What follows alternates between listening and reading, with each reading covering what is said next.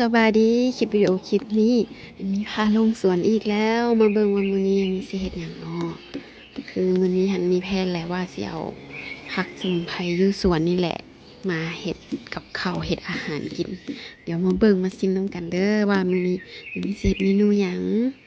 ก่อนอื่นก็มาขุดเอาข่าก่อนทุกคน ค่ะมีกับประมาณนี้เลยเอาข่าแล้วก็สิเอาขี้มินเนาะเดี๋ยวมาเบิ่งมาชมนำกันเด้อ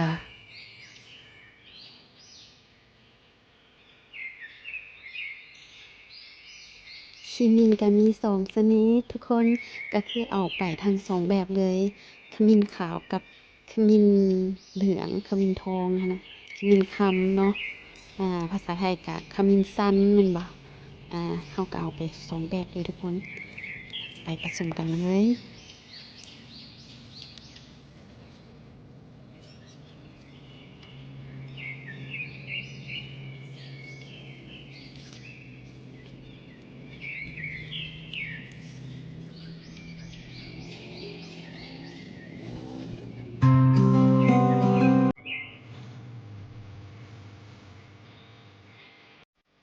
เบิ่งบ่ออกเลยว่ามันคือหยังเนาะอ่าอันนี้มันคือหน่อไม้บงหวานทุกคนคือแปลว่าหน่อไม้อันนี้นะเราสามารถกินแบบสดๆได้เลยหรือว่าเอาไปเผา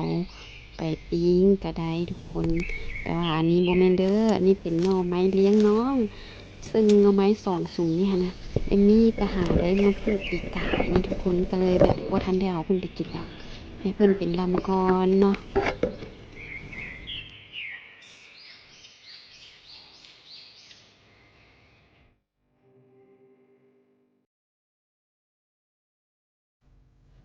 เราได้เครื่องเคียงสมุนไพรเรียบร้อยแล้วทีนี้เรามาเฮ็ดกันเลยเนาะอันนี้สิเป็นนึ่งป่าเด้อทุกคนเด้อมีหัวข่าหัวเสียงไทยใบขี้หูดแล้วก็พริกไทยแล้วก็พิเศษเนาะอันนี้หั่น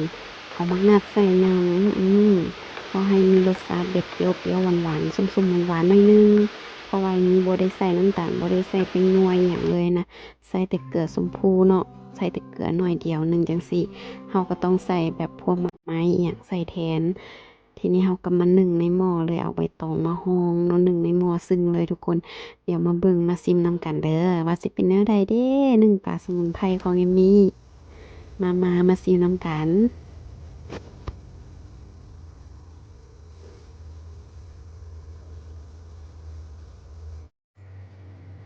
ฮือหอมแล้วทุกคนมาเตรียมตัวกินได้เลยบัดนี้นะทุกคนว้าวหอมขนาดเลยมาเด้อ